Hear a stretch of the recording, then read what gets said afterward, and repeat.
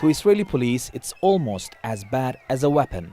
Wherever they see it, whether at a protest or a funeral ceremony, they take it away. Even the funeral of Shirin Abu Akleh, attended by thousands, wasn't an exception.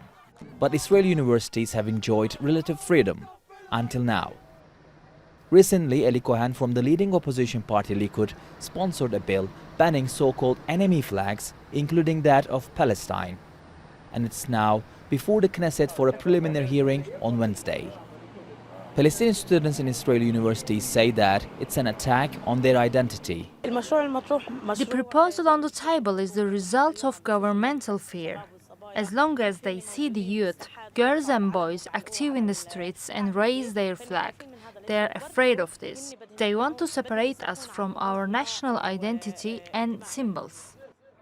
The issue arose after students at Ben Gurion University displayed Palestinian flags to commemorate the Nakba, also known as the Great Catastrophe, during which more than 700,000 Palestinians were displaced by Jewish forces in 1948.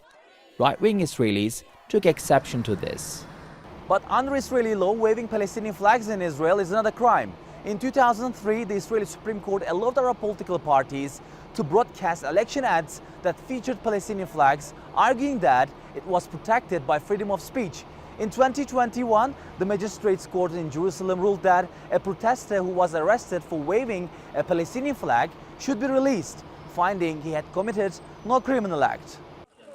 One key issue to be examined is whether the Palestinian flag would even fall into the category of enemy flag. Aida Tuma Suleiman from the Joint List Party says the issue is one of sovereignty.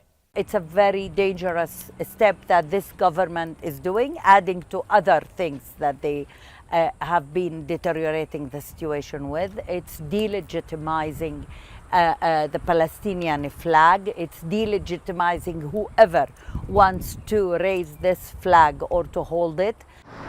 The Ministerial Committee on Legislation has given each lawmaker in the coalition freedom to vote based on their conscience.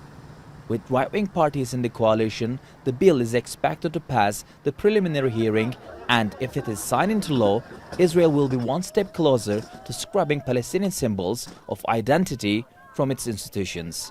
Mustafa Fatih, World, West Jerusalem.